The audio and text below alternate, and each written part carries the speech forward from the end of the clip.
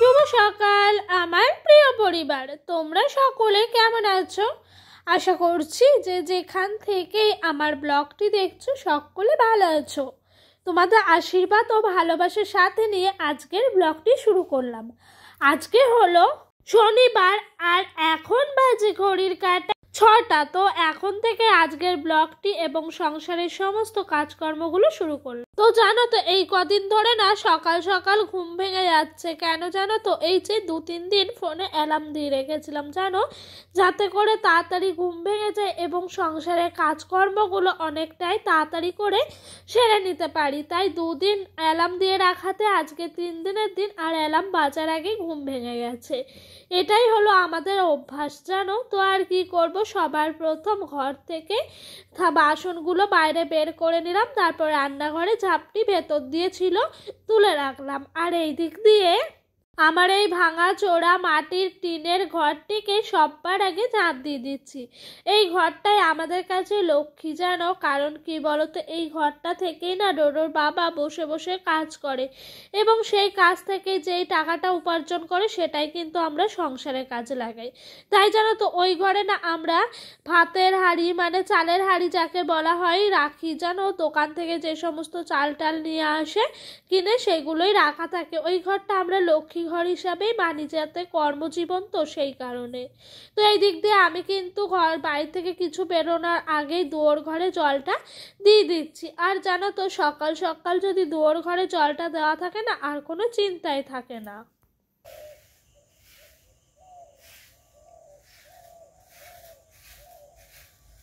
তো আমার সমস্ত দিকে কিন্তু মারুলি জল দেওয়া হয়ে গেছে, তুলসী গাছেও জল দিলাম। আর আজকে সকাল থেকেই না হালকা হালকা হাওয়া দিচ্ছে, হালকা হালকা শীত লাগছে জানো। এই ধরো এই যে আমি উঠানটা ঝাড় দিই না, এখনই কিন্তু আমার ভীষণ গরম লাগে। শীতকালেও প্রথমে ঘুম থেকে উঠে কিন্তু চাদর বা সোয়েটার যাই পরি না কেন, তারপর যখন একটু বেলা হয়ে যায় ঝাড় দিই তখন আবার গরম লেগে যায় জানো। তো তার জন্য জানো শীতকালে প্রথমে ঘুম থেকে উঠে সোয়েটার বা কিছু পরি, তারপরে আবার বেলা হলে খুলে দিই।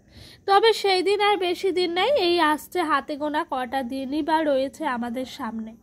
আজকে সকালে উঠে থেকে ওয়েদারটা একদম মেঘলা করে আছে। এখন বাজে ঘড়ির কাঁটায় ওই সকাল 6:30 থেকে 7:45।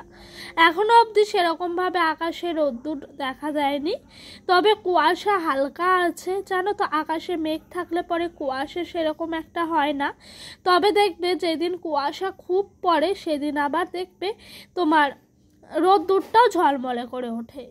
তো আজকে সেরকমভাবে কিন্তু রোদ্দুরও সারাদিন দেখা পায়নি, ওই 1টা নাগাদ একটু রোদ্দুরটা উঠেছিল আর কি।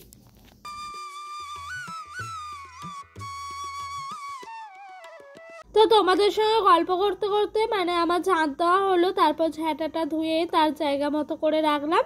আর এদিক দিয়ে রাতের যে সমস্ত বাসি বাসনগুলো ছিল সেগুলো কিন্তু মেজে নিয়েছি, এখন ধুয়ে দিচ্ছি। আর আজকে কড়াইটা এক্সট্রা বেরিয়েছে কেন জানো তো, কালকে রাতে কিছুটা তরকারি ছিল সেগুলোকে জাল দেওয়া হয়েছিল, সেই জন্য আজকে সকালে কড়াইটা কিন্তু এক্সট্রা করে বার হয়েছে আর কি। আর এখন জানো তো আমি ঘুমের থেকে উঠি আমার সাথে সাথে কিন্তু ডোডো উঠে পড়ে, কারণ কি বলতো ওনা অনেকটাই তাড়াতাড়ি এখন রাতের বেলা ঘুমিয়ে যাচ্ছে, সেই কারণে আবার উঠেও পড়ছে। তবে জানো তো আমার মনে হয় এখন রাতটা বড় হওয়াতে ওর ঘুমটাও কিন্তু সকালের দিকটাই কমে গেছে। তো ওই দিককার মোটামুটি কাজকর্মগুলো হয়ে গেল, এখন বাজে ওই 7:10। এতে করে মনটা ভীষণ শান্তি হয়ে গেল। তো ভাবলাম এইদিকে চলো তাড়াতাড়ি করে কড়াইয়ে সারপাত ছাইটা বুলিয়ে রাখি। আজকে যেহেতু রোদ্দুর ওঠেনি, তবে দিয়ে রাখবো রোদ্দুরের জায়গাতেই। এই হাওয়া দেবে তো হাওয়াতেই কিন্তু এটা টেনে নেবে, আর যদি না টেনে নেয় তখন আবার যদি ভালো করে না শোকায় কালিগুলো উঠতে যায় না। তবে এই কদিন ধরে কাঠে রান্না করছি তো এতে করে কিন্তু কড়াইয়ের মধ্যে সেরকম খুব একটা তোমার কালি পড়ছে না। ওই পাতার জালে রান্না করলে কিন্তু এই কড়াইয়ের মধ্যে ভীষণভাবে কালি পড়ে।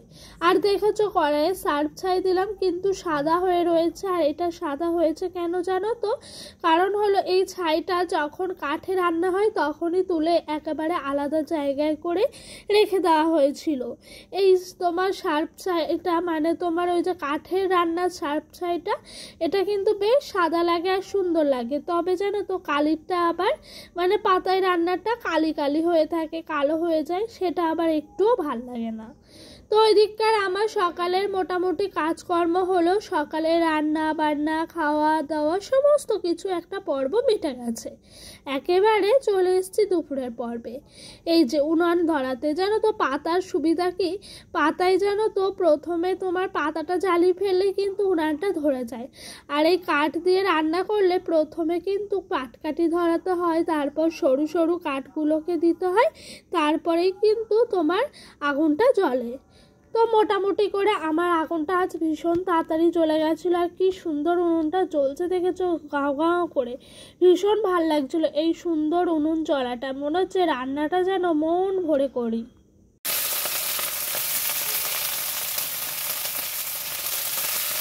আজকে জানো তো ডোডোর পাপা একটু বাজার গেছিল। তো বাজার বলতে সেরকমভাবে কদিন ধরে তোমরা তো জানোই ঘরে সবজিপাতি নাই বললেই চলে, তবে সংসারে কোনো কিছু ফুরন্ত হলে নাই বলতে নেই, বলতে হয় যে এটা লাগবে। তবে হ্যাঁ সবজিপাতি লাগবে, তো সেই জন্য ওকে বললাম আজকে সকাল সকালই বাজার চলে যাও। তো আজকে বাজার গেছিল, বাজারে গিয়ে বলছে সবজির যা দাম কিছুই কিনতে পারছি না। সত্যি বলতে আমাদের মতো মধ্যবিত্ত পরিবারে এত সবজির দাম হলে কীভাবেই বা খাওয়া যাবে, তাই না বলো।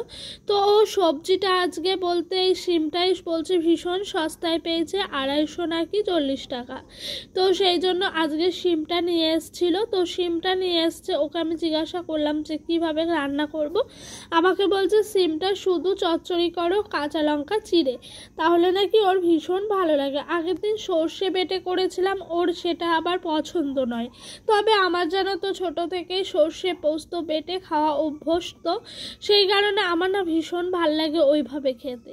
তবে কি বলো তো, আমাদের মতো পরিবারের বউদের নিজেদের চাওয়া পাওয়াটা কখনোই দাম দেওয়া হয় না। কারণ কি বলো তো, সবাই যেটা চায়, সবার যেটা ভালো লাগে সেটাই কিন্তু আমাদেরকে করতে হয়।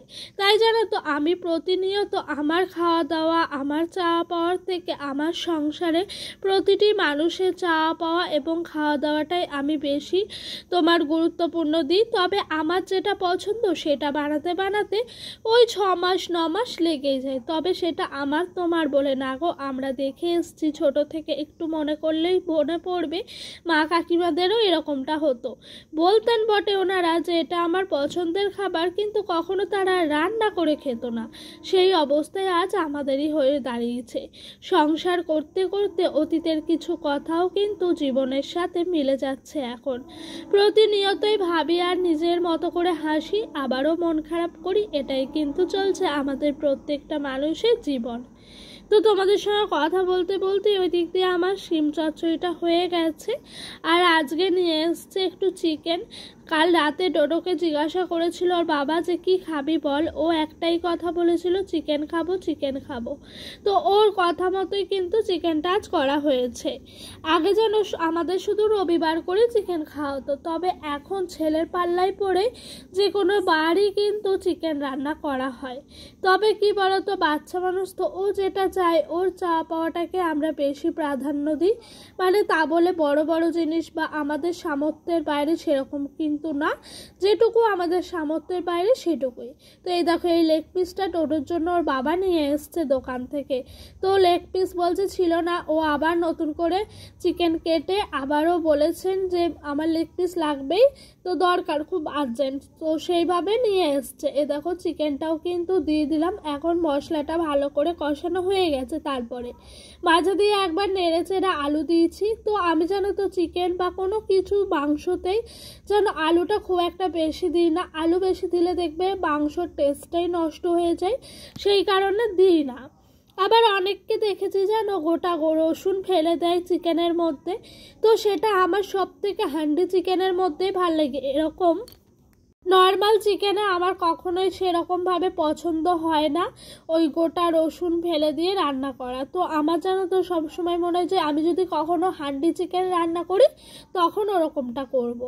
তো আমি জানো তো শুধু কোয়া রসুনগুলো বিয়ের আগে খেয়েছি, তবে ওই রকমভাবে ওই গোটা রসুন ফেলে আমি কখনো খাইনি। তবে এখন সময় পাল্টেছে, যুগ পাল্টেছে, মানুষের খাওয়া দাওয়ার রুচিও পাল্টেছে। অনেকে আবার শুনি নাকি খিচুড়ির মধ্যে সত্ত্বেও নাকি গোটা পেঁয়াজ গোটা রসুন দিয়ে দেয়। এ আবার কোন দেশের খাওয়া? তবে যার যেটা ভালো লাগে তার সেটাই কিন্তু দেশের খাবার বলেই মনে হয়। দেশ বলতে আমাদের দেশের কথাই বলেছি, দেশের বাড়ি হেনা থেনা থাকে তো সেই কারণে। তবে যেটা আমার পছন্দ নয় সেটা সবার পছন্দ যে হবে না সেটা কিন্তু নয়। তো আমি কারো খাবারকেই কখনো ঘেন্না করি না। সমস্ত খাবার মানে খাবার খাবার ভীষণ ভালো, তো সেটা রুচির ওপর ডিপেন্ড করে কার কাছে কেমন লাগবে। তো এরকমটাই আমার মনে হয় যেন এক এক সময় যে ওরকম করে খেলে কেমনই আবার লাগবে। তবে অনেকের মুখেই শুনি যে হ্যাঁ ভালো লাগে, খুব সুন্দর লাগে। তো এই দেখো তোমাদের সঙ্গে গল্প করতে করতে আমার রান্নাটা হয়ে গেছে।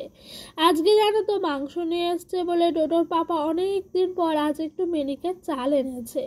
আমাদের বাড়িতে মিনিকেট চাল খাওয়াটা মানে হলো ওকেশান অতীত এরকমটা হলেই কিন্তু মিনিকেট চালটি রান্না হয়। তবে আজ এনেছে, বেশ ভাল লাগছে, অনেক দিন পর মিনিকেট চালের ভাত খাবো। আমরা সাধারণত রত্না চালের ভাত খাই, আর যখন খুব ইনকাম হয় বা তোমার ইচ্ছে হয় তখন মিনিকেট চাল আনে। তো ওইদিকে রান্না বান্না সমস্ত কিছুই হলো, হওয়ার পর একটু রেস্ট করলাম, ডোডোকে ঘুম পাড়িয়েছি। এখন আমি খেতে চলে এসেছি। ওর পাপা আজকে কাজের থেকে আসতে আসতে অনেকটাই দেরি হবে, তাই আমাকে ফোন করে বলল যে তুমি খেয়ে নাও, আমার বাড়ি যেতে যেতে অনেকটাই লেট হবে, আমি গেলে না হয় খেয়ে নেবো। তো ওর কথা মতো আমি বসে পড়লাম খেতে। তো খাওয়া দাওয়ার পর একটু রেস্ট করেছিলাম। রেস্ট করার পর ডোডোর আজ খুব ইচ্ছা হয়েছে ঘুরতে যাবে। আমাদের এখান থেকে অনেকেই চন্দননগর যাচ্ছে ঘুরতে, এখান সেখান যাচ্ছে। তো আমরা তো সেরকমভাবে কোথাও যাইনি। তো ওর বাবা বললো আমাদের বাড়ির কাছে একটা রেস্টুরেন্ট আছে, তো সেখানে নিয়ে যাবে। তো এই দেখো এসছি, এসে ডোডোর জন্যই 2টো চিকেন পকোড়া অর্ডার করেছে, আমরা আর কিছু খাইনি। তো ওইখানে খাচ্ছে আর বলছে ভীষণ টেস্টি হয়েছে। ওর খুশিটাই আমাদের কাছে সবচাইতে খুশি জানো। তো বন্ধুরা এই দেখো ডোডো এখন খেয়ে নিচ্ছে, এরপর আমরা বাড়ি চলে যাব। তো আজকের মতো ব্লগটি এখানেই শেষ করলাম। তোমাদের আমার ব্লগটি কেমন লাগলো অবশ্যই জানিও। যদি ভালো লাগে একটি লাইক আর একটি কমেন্ট করো। আর যদি আমার ব্লগটি আরও ভালো লেগে থাকে আমার ছোট্ট পরিবারে একটি নতুন সদস্য হয়েও। সকলে ভালো থেকো, সুস্থ থেকো।